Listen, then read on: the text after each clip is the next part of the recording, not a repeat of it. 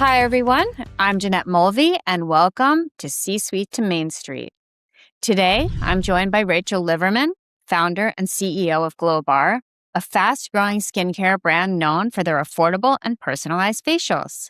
Since launching Glowbar in 2019, Rachel has built the company into a growing brand with more than 26 locations. Today, she's here to tell us how she did it and what she learned along the way. Hi, Rachel. First of all, just tell us a little bit about Glowbar. What is the business and how did you start and where are things right now? Yeah, thank you so much for having me. I'm so excited to be chatting with you.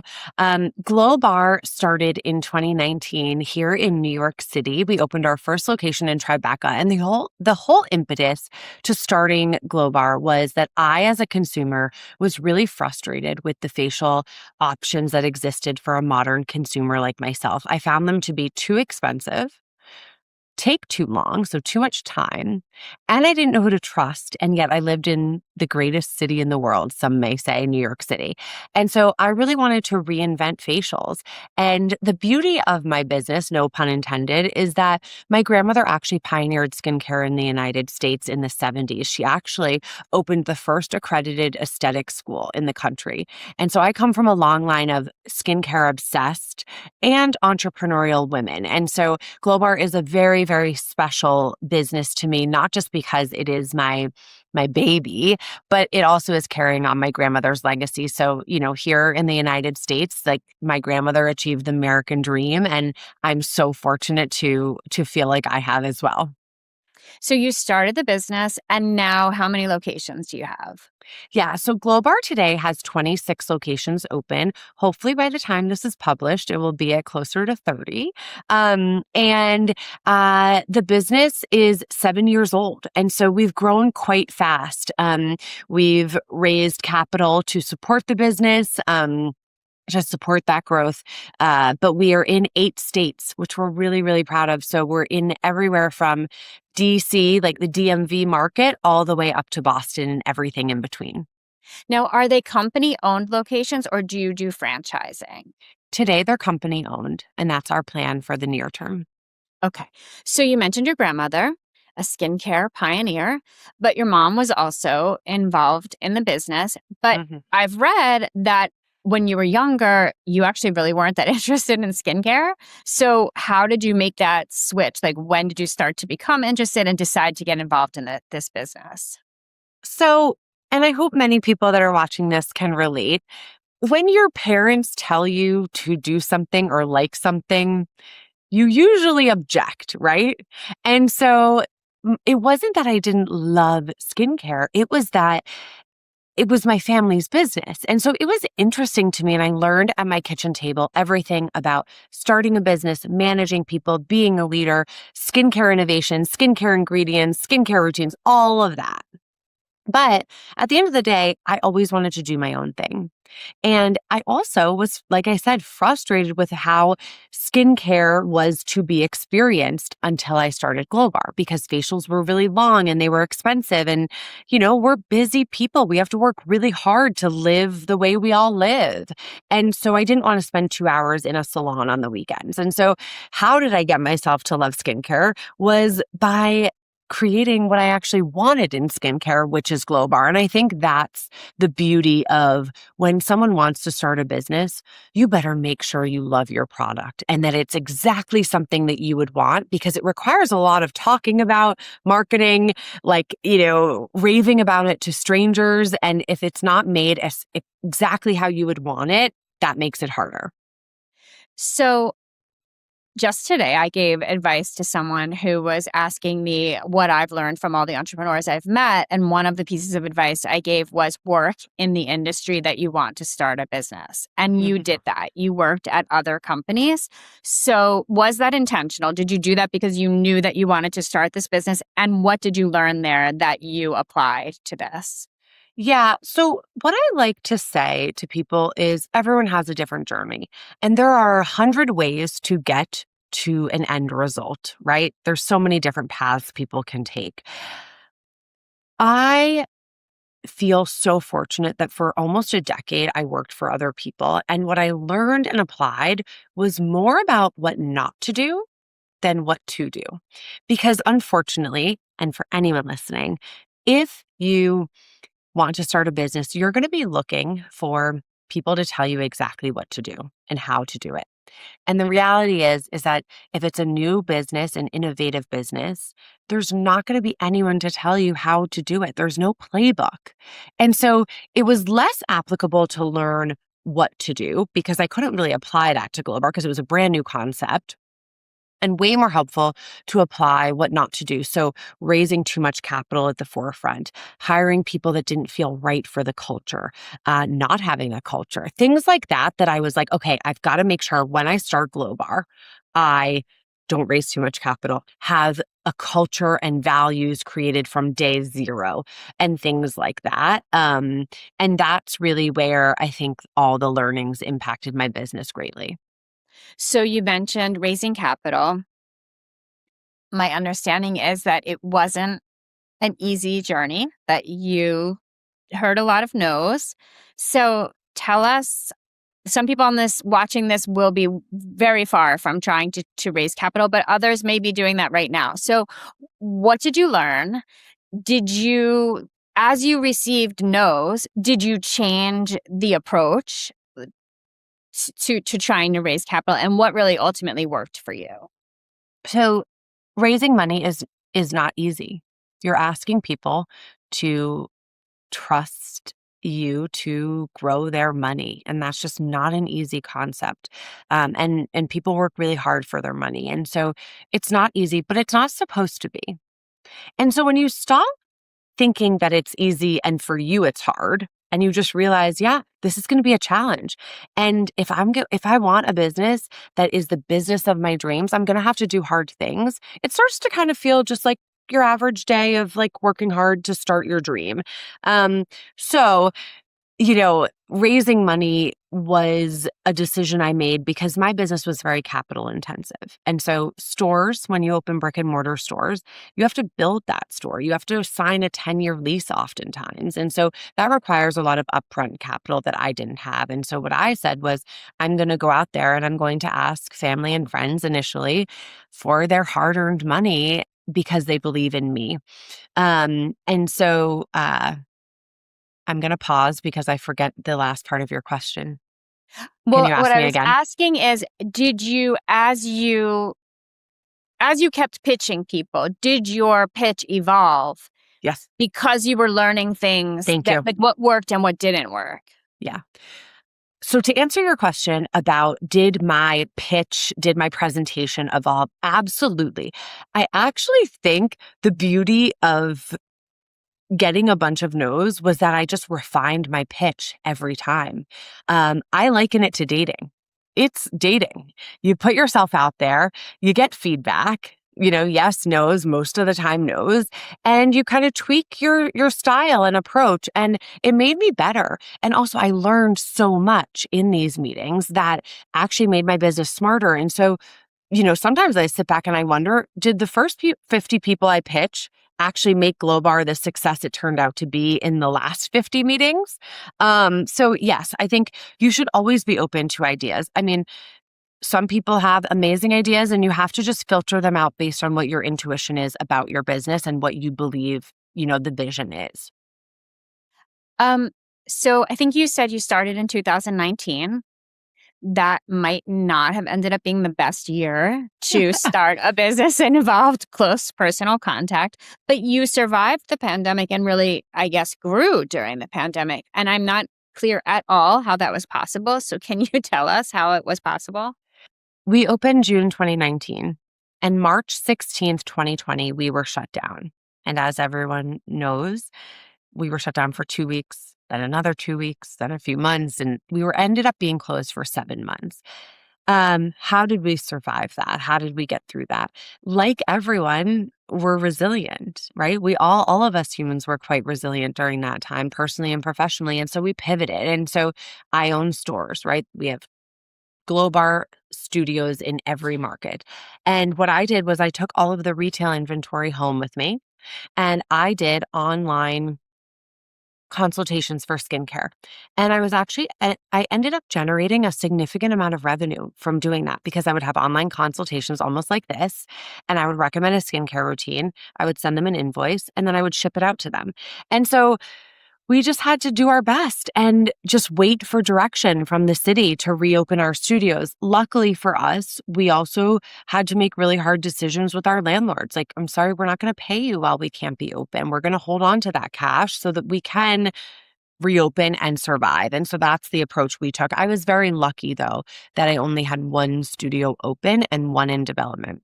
If I had had more, it could have been a very different situation. I think also it's really important to note one of my biggest learnings here from the pandemic, which was, yes, we were closed. And as you mentioned, it is a, a human experience at Glowbar. One human touches another human. During COVID, that was what we were told not to do. Um, what I believed so wholeheartedly during those 7 months of closure was that as humans, we need interaction. We need to relate. We need to socialize. And I believed in my core and in my heart that the day we were allowed to be reopened, our clients were going to be craving that touch, that attention, that care that our estheticians give them. And whether I manifested that or not, it held so true. We opened our doors and the clients came flooding in because we were all just craving connection, And so we were very fortunate that that was the case. And I credit all of our estheticians for coming in with all of the PPE, remember the masks, the shields, the gloves, and the clients that were open to, getting their skin treated during a really hard time. Yeah. So we've said in 2019, you had one store or one location, and now we're looking something like 26 and possibly even 30. How do you know when it is time to grow? Like, how do you not grow too fast? What are like the key things you need to see falling in place before you're ready to take the next step? Yeah, it's it's a really fine balance between like art and science, right? If you just rely too much on the science, which in this situation is like revenue and profit, right? Then you can kind of hold up growth a little bit too much. And so it's this fine line between like managing cash, managing revenue, and also just knowing that you want to keep growing and want to keep the momentum. And so we usually have a plan about 18 to 24 months out for how we are going to grow. And we put that on paper and adjust based on, are we hitting revenue goals? Do we have the cash to fund a new studio and things like that? And so it's kind of like it's a balancing act, I will say. But we, like any strong business, always have a strategy and a plan and a vision. And so when you have that vision, you can then back into it with the capital. You talked about your customers, and you're so glad that you were right. They wanted to come out when they were able to and have this human connection. It's difficult to maintain a customer-centric culture when you start growing a business because you lose control over the customer's experience. You cannot be in every location like you were in the first one. Hmm. So, what are you doing to build a culture where you know that even if you personally are not in that location that day, that the customer is having the experience that you envisioned when you opened the first location? Yeah, it's my favorite question, the most important question. And I would suggest that this applies to every single business. And I know that AI is such a big topic right now. And but I think that culture right now um, with our workforces, with our generations that are coming into the workforce is the most important thing. And so at Glowbar, I knew that we had to start with a really strong culture. And how you build culture, in my opinion, is having a really clear mission statement. So, what is your vision? What are you setting out to do? At Glowbar, that's we are helping people feel confident in their skin. Hard stop. Then you also have your core values. We have 7 core values here at Glowbar. We live and breathe by them. Everything ties back to a core value, including our performance reviews, our peer recognition, our bonuses. Everything ties back to them. And so what I'm getting at is you have to have systems and processes around your culture and how you disseminate that throughout the organization and conversations that are happening daily and activities that are happening daily so that it's not just one person being a culture carrier. I now have 420 employees and team members who are carrying on that culture, and it is expected of them. And so really clear expectations that, yes, you need to do your job really well and deliver results, but you need to be doing so while you're also exhibiting these core values. And the core values stand for how I want everyone to operate. So at Glowbar, a couple of them are driven. Everyone needs to be hardworking. Another one is self-aware. I need you to really know if you are doing your job the way it needs to be done. And if not, are you aware of where the opportunity and gaps are? And if we notice that someone isn't being self-aware like that, it usually comes to a head pretty quickly and they're not a good fit for us. How, I'm thinking that ultimately what you need is for your employees to care. So you need them to care about your customer, but also care about the company's success. So what's the, because and that's true of any business. So Yeah. what is the secret to making sure that your employees care? Yeah, it's people. It's hiring incredible people because at the end of the day, people work for people. They do not work for organizations. And so I would actually argue, and I see it a little different than what you just said, that yes, they need to care about Glowbar and they need to care about their clients. But I think thirdly, they really need to care about their leader and feeling a human connection to their leader, especially in my business. We are a people business, right? So it really matters that at the end of the day, that our team's leaders are trustworthy and building personal relationships with them.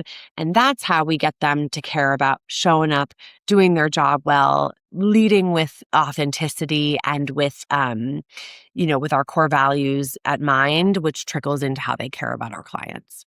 Yeah. Yeah. Um, I want the audience to know that this hasn't always been smooth sailing for you, and there have been mistakes and or challenges. So I had read about one that was in Westport, Connecticut. You had signed a lease, a 10-year lease, I think, and then found out that one of your services actually was not allowed in Mm-hmm. that location. So can you just tell us about that and how you got through Yeah. it?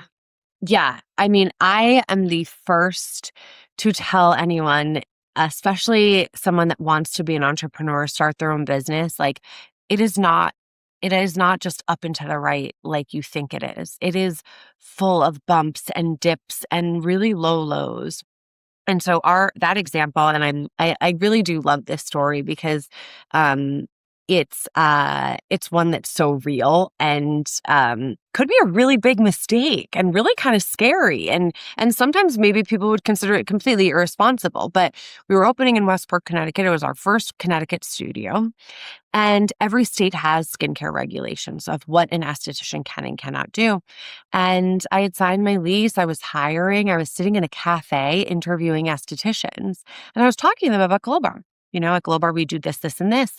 And one of the estheticians during the interview, we were opening in 6 weeks, maybe 4, said, well, yeah, I can't do that service. And I am sitting there as the CEO and founder of the business who really was, trying to gain respect, professionalism, all of those things and excitement, right, about my business. I'm taking notes on my computer and I'm like, why can she not do this? And thanks to Google, I was like, wow, we didn't do our due diligence before coming into this market, it was our second market. And it was really due to just moving so fast, which you have to do also in an organization. But I'm so glad it happened then because at the time there was a lot less to lose or a lot less risk involved, right? And so I actually think it happened on purpose. Like, I believe in silver linings. I think everything happens for a reason. And so it happened for our third, fourth studio to prevent me from, when I have 15 studios, 20 studios, making that same mistake and having the stakes be a lot higher. And I think everyone I know that has a business has a story like that, where it was kind of a close call, but it happens for a reason, because you have to make a mistake once to really learn from it. And so that was one that we chuckle at, and we made it work. And I believe that everyone can kind of recover from mistakes. It's just part of the game. And did that person get hired? I believe so, actually. And Westport is one of our best locations. So we're obsessed with Connecticut. So it's a great market for us. Before I let you go, I feel like you've already given advice, but like, what is your very best advice to someone who just has a burning, passionate desire to start their own business? Couple of pieces of advice, but like, I guess I want to ask, what are the things that people don't know that they need to know? The thing I say every single time I'm asked this question, and it's because it's really core to how I started my business, and I think it's the greatest unlock in the world, which is to ask for help. And you don't have to do it on your own, and you shouldn't expect yourself to do it on their own. The saying, "It takes a village," is a saying because it's so real.